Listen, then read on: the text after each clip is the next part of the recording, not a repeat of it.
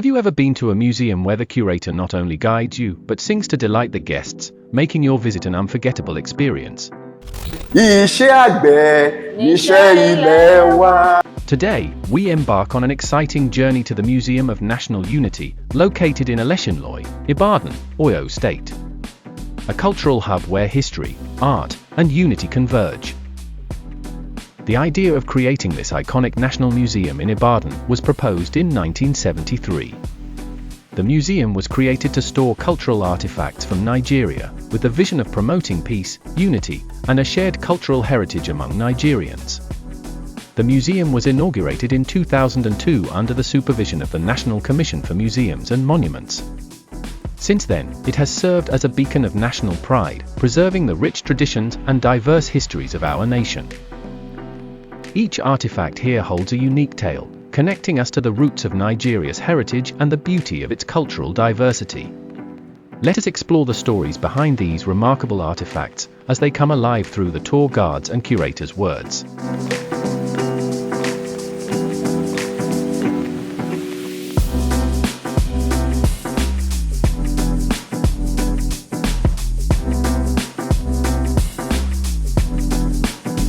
So before we move on, our curator, Mrs. Oriyomi Pamena, is on her way coming. He's the curator, the head of this station, National Museum of Unity, Deputy Director. You are welcome, ma. Thank you very much, sir.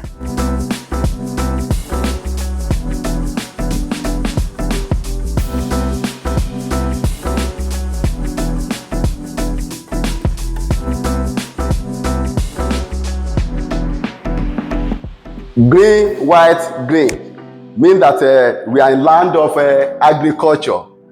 Ma, I want to tell our visitor that museum is a place where you can understand what we call Nigeria. Sure. Nigeria, it is not only work, farming that we are doing. Today, they will see more of our work in Nigeria. Started from here, blacksmith. Yoruba call it Baba Alagbede. Sir, we have a song for it, for Nigeria. Iṣẹ́ àgbẹ̀ níṣẹ́ ilé wa, ẹni kò ṣiṣẹ́ á máa jalè. Ìwé kíkọ láìsí ọkọ́ àti àdá.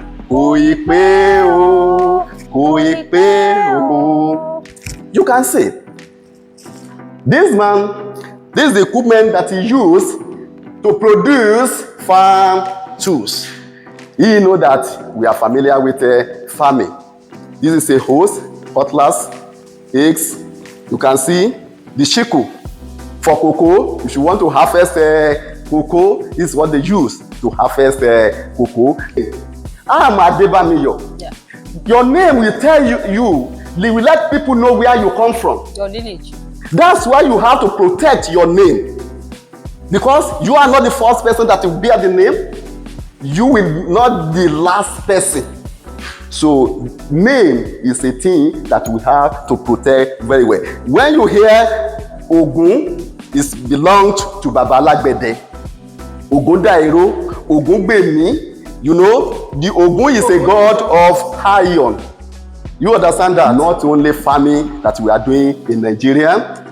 It's a loom, ashoke, weaving. If you go to Isheyin, there is an international market there. This is what they are doing there. In Ibadan here, you should go to Uje, you will see. Even this machine is there. This is how they will do it. The cloth that we call ashoke, they will do it and come out in pieces before giving to the fashion designer. Rapa, gele, and ipele. During wedding, you will see it, they will wear it, or festival. Even if you go to Ile-Ife during your Olojo festival, you will see people that are wearing it. It's a good cloth that you can wear, and when you wear it, they will know that, oh, you are Yoruba, you are from Nigeria. Our culture is what we have to protect. Door panel. As you are seeing, it is not ordinary door. What I mean by it is not ordinary door, it's well expensive. You cannot just find it in the poor person's house. Even today, if you want to do this type of door, you will know how much you will do it. And all the motif that you see on it is communicated. You can see, this is the tray for babalawos. See the bag, see the hunter. You can see the animal that you are hitting them, pankane. You see? So, in some years back, you know, if you have a visitor, you give them the album, for the photograph. So, if you go to the palace or the herbalist and you saw this type of door, it will be communicated to you. Can you see king? Can you see the servants? You see the gift that they collected. The servants are the one that are carrying it. See the band for pandayam. So it's not ordinary. The same thing as here. The same thing as here. You can see the chief. You see the one that are blowing a whistle in the front. In the front. Like he said, the door panels, they are panels that tells us a story. Every artifact that you see here tells a story. They tell the different stories at different times. And most of them, they are a form of communication to people, to the public. This door panel is, it is an artistic impression of what the person wants to depict of the person that lives in that compound. Because these are the first things that you will come across, you will see. Once you see this, before you will not see the people inside. Do you understand? So here, like he has explained to you, you see all these things they have to do with what immediately you take a look at it, you will know that yes, this place, it is an Oba that stays here. Because all the motifs depicted on this door panel shows that yes, this must be a king and this must be a palace of a king, because everything is being depicted. And this is one of the reasons why they do this. Those days, there were no form of documentation, there were no form of schooling, there were no form of, writing signage, a post to show that, oh, something palace. Just like we wrote here, royalty and religion. Those days, there was nothing like this. So what we do those days is, this is the form of communication that they communicate. And once you see this, you will know definitely, a lot of people know. Even the palm front tells the story, is also a communication. So we will get to that as we move on. In Yoruba land, stories are a source of lessons to the children. Grandparents, parents, uncles, aunties, when they come, they always have a reason to talk to the children, to be of good behavior. So one of those days, one of those things that were used was this relaxing chair. The relaxing chair is such that, we call it relaxing chair because you see the grandpa well relaxed on this. He throws his head back and in a relaxed form after a hard day's work. And then the son or the grandson, as the case may be, also will be relaxed because they are finished having their dinner. While the food is digesting, while grandpa is taking his own palm wine, yes, the son is learning one or two lessons. And these are stories that the boy too will also tell his children and his children's children. Another gallery in National Museum of Unity's Ibadan, royalty. You can see the royal stood, Ogboni single head drum, and first class Oba in Nigeria. Oba of Benin, Oni of Ife, the Olubadan of Ibadan, Kábíyèsí o, Obi of Onitsha, Emir of Kano. What you are seeing is not a masquerade. This is a regalia of Oba Bimbolu from Ijebu-Rema. The cloth that you are seeing on him is a bead up to down. And this is a crown. Adelafi Moba Ilekeni Tawon Ijoye. You can see the staff. In Yoruba land, most of the king usually wear the crown once in a year. In Ile-Ife, During Olojo festival, you will see Ooni of Ife with crown. When you remove the crown, you put ordinary cap, and Yoruba call it Ori Kogbofo. Ori Kogbofo, ordinary cap. As you are seeing the Olubadan of Ibadan, Kabiyesi, Ooni of Ife. What you are seeing on their head is not a crown.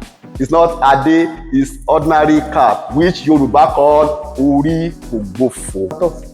This particular one is Ogboni. And Ogboni, you know, is a cult. And they have different hierarchy among themselves. They have languages of which they talk among themselves, which they understood. Now, all these signs you are seeing, it is a sign of communication between them, how they talk to each other. This particular one is saying that we suck the same breast. As you are seeing a woman, like she's kneeling down and holding a breast, it signifies that we suck the same breast. You know, in Yoruba land, when we say we suck the same breast, omo ya kalamu, we cannot betray each other. It means we are siblings. Yeah, we cannot betray each other. You understand? And this one also, it has its own significance. Particularly, I want to talk about this. In Igbo language, they say mechono. That is to say, whatever we discuss in this community or in this court, you have to keep it secret. You must not tell it out to other people. You understand? And this one. Before you go, say and this particular one, you know, if they are going into their house of meeting, they don't normally go with their face. They enter with their back. That is what this one is saying. You can see that they back each other. You understand? So this long stick or iron that you are seeing, it is the head of the court that normally hold it. Like you are seeing this particular one in the picture. This man in the picture. So he's the one that normally hold it because he has the higher authority among the society. And it's a small god, like we said. This used to be a cult, but now, from what we had, is now a confraternity. It's now a reformed confraternity. Okay, it's no longer what they call secret cult. Those days, for you to be a member of Ogboni, you must be very rich, and it started in Ijebu land. You know, the Ijebus, they believe that they are one of the richest in Yoruba land. They have the money, they have the courage, you know. So they are very important people in the society. And so that was where Ogboni started from. Just like my colleague has explained, everything about what they do, you know, is being depicted on their objects. But there's something very significant about them that I also want us to also know about. I don't know. Maybe I want to give whoever is reading this an opportunity to tell us more about it. Their left fist is always over their right. In any of their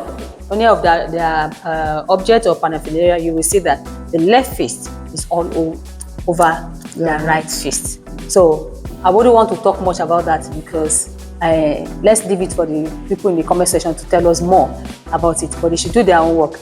Find out why in the Ogboni society, each of their objects, the left fist is all over, is over the right fist, so that we will learn more. Thank you. Okay. It's called Ogun Shrine. This particular thing you are seeing is called Moriwo in Yoruba. So all these things you are seeing here, they use them to appease to Ogun, like the shinap, we have the sugarcane, we have the metal, we have the gong, we have the head of the dog, we have something that is called adun. So they normally combine all these things together. Even there's a sponge, there's palm wine in a calabash. They normally use all these things to do what? To appease to Ogun. And as they appease to Ogun, it's going to work for them in their lives. Here we have Ifa divination. Ifa divination is like somebody who is having a problem. And it can be a man, it can be a woman. The person will now go to Ifa man to inquire or to tell the man, this is my problem. Please find solution to my problem. And the Ifa man has all these things to use as his tools to inquire from his own God, not the big God, but the small God that they have. So this one is called the palm fruit, that is ikinfa in Yoruba. This one is called iyerioso, that is the sacred powder. This one is called okpele, and this one is called okmaifa. And those three things you are seeing, they are called irokaifa. The babalawo or the ifama will now use all these things just to inquire from his God to find solution to the problem that the woman has brought for solution. With time, we are going to talk about Ifa. We are going to talk about the Ifa, the Odus of Ifa, but not in this video. We have Shogo stand here. This one is called a seat for him to sit. Whenever I want to sit down, this is what he used in sitting. And here we have a pot. This pot belongs to him, where he put his water. And he scooped the water from the pot to drink. This one is called Eduara, the big and the small. And in English, we call it thunderbolt. When it strikes, it's normally killed. They normally send it to someone. Maybe somebody has offended you and you want to revenge. These things can be sent to that person to strike and kill the person. This one is called Shere Songo. They normally shake it like this.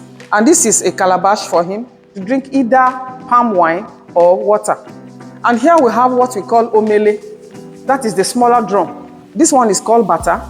This and this, they are called Oshe Shango. You normally use it whenever he's doing anything. Maybe you want to perform his miracle, or you want to perform his juju or incantation. So he will not hold these two things in his hand, because these things is included in his own power when he's performing his own incantations. He's a deity that people worship. People believe in Shango. They believe in the power of Shango. And like we tell you, that everything that you see here is a story. Everything that you see here is also a means of communication. Most of Shango paraphernalia or weapon or instruments or tools are, once you see it, you will see Shango emblem inscribed on it. For example, this is Shango's tool. For you to know that it is Shango's tool, because these things are kept in the shrine of Shango. Immediately you see it, you will see the emblem of the double axe. These two. Okay?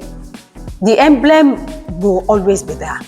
That tells you immediately, because it will not be written, do not touch. You understand?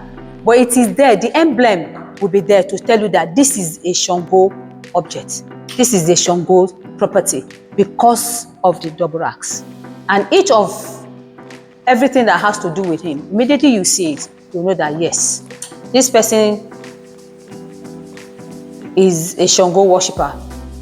You understand? Because you see Shango emblem. Even the way they weave their hair is also a form to show that this is a Shango worshipper. And here we have what we call Ori Gelede.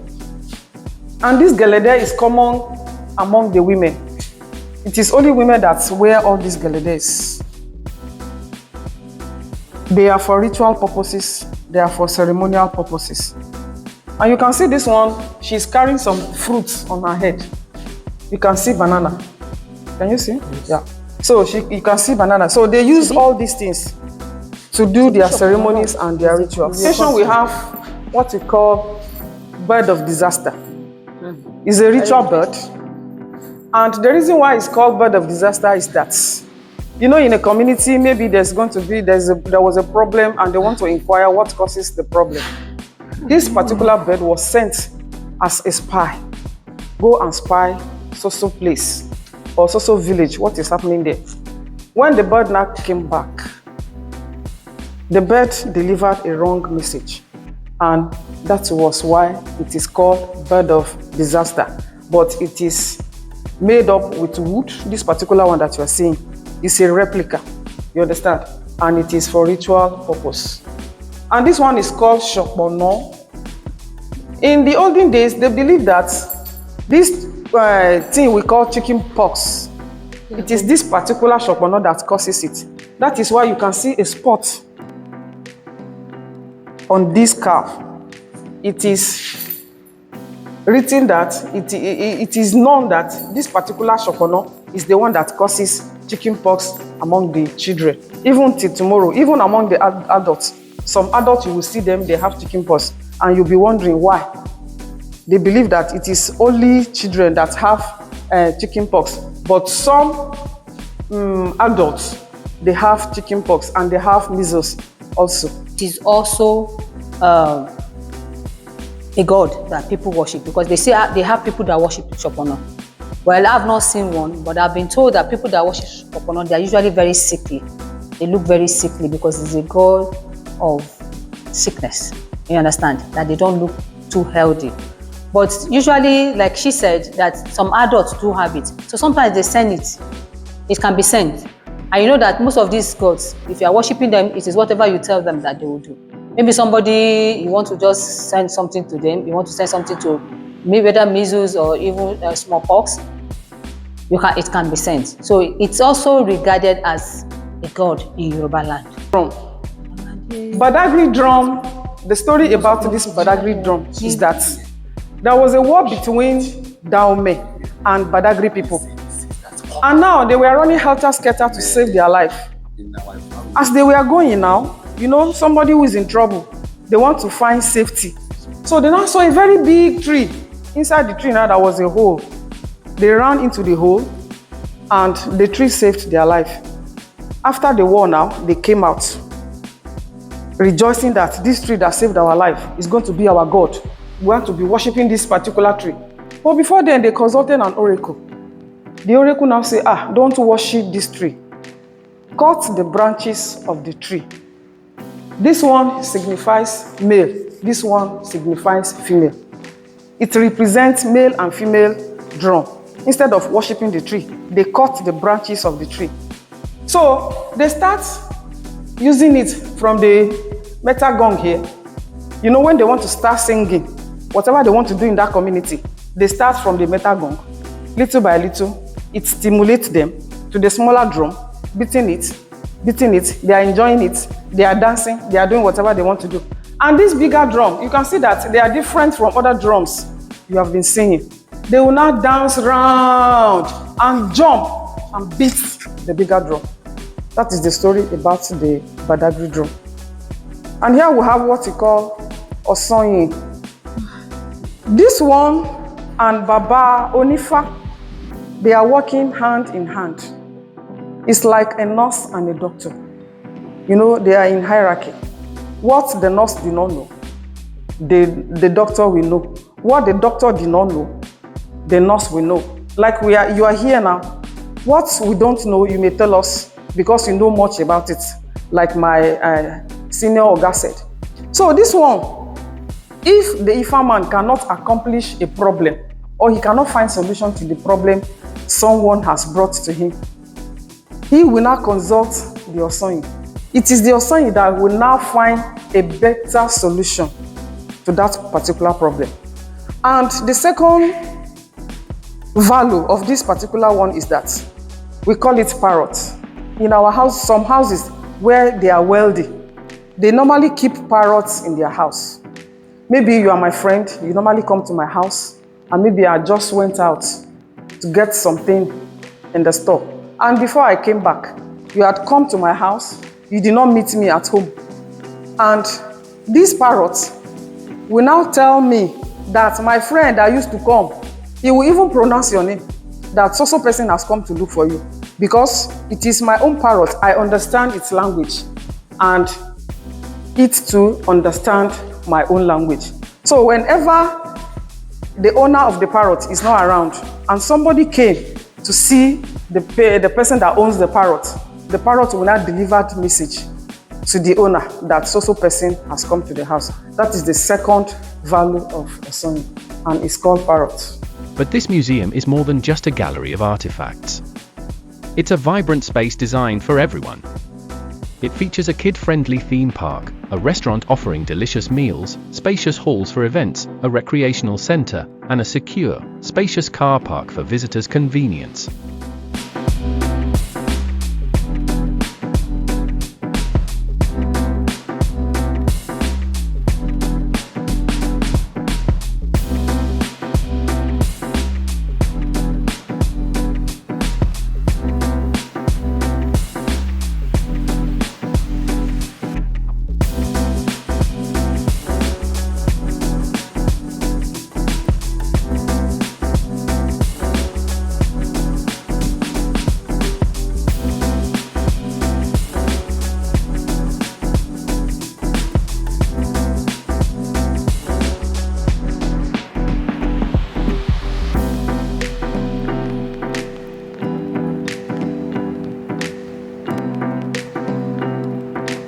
Whether you're here to learn, relax, or connect with our shared heritage, the Museum of National Unity, Ibadan offers something for everyone.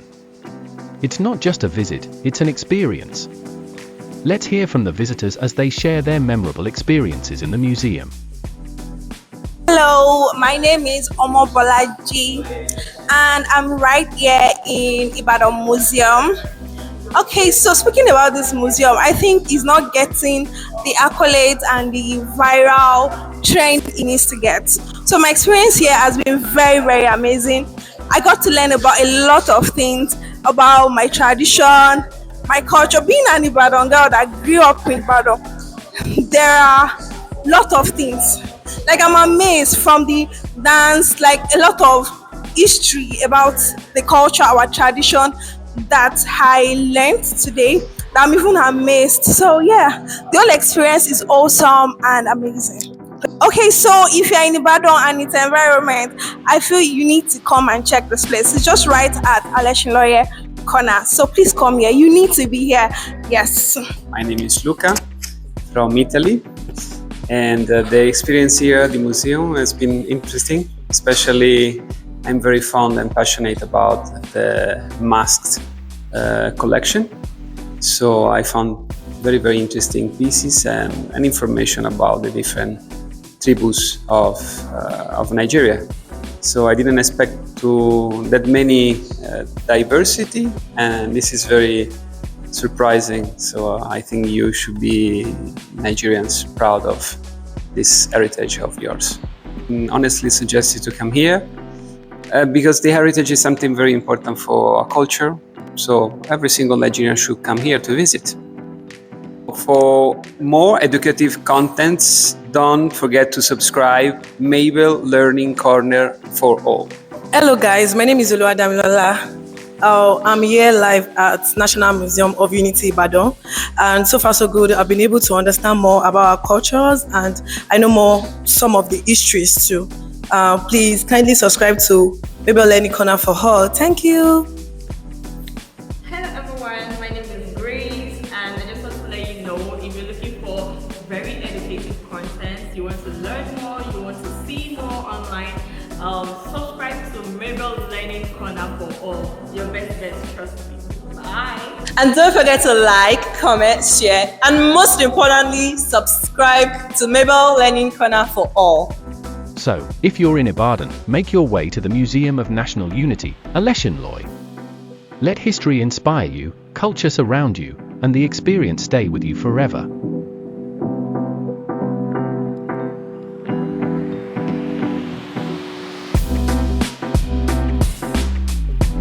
You can see the significance of museum.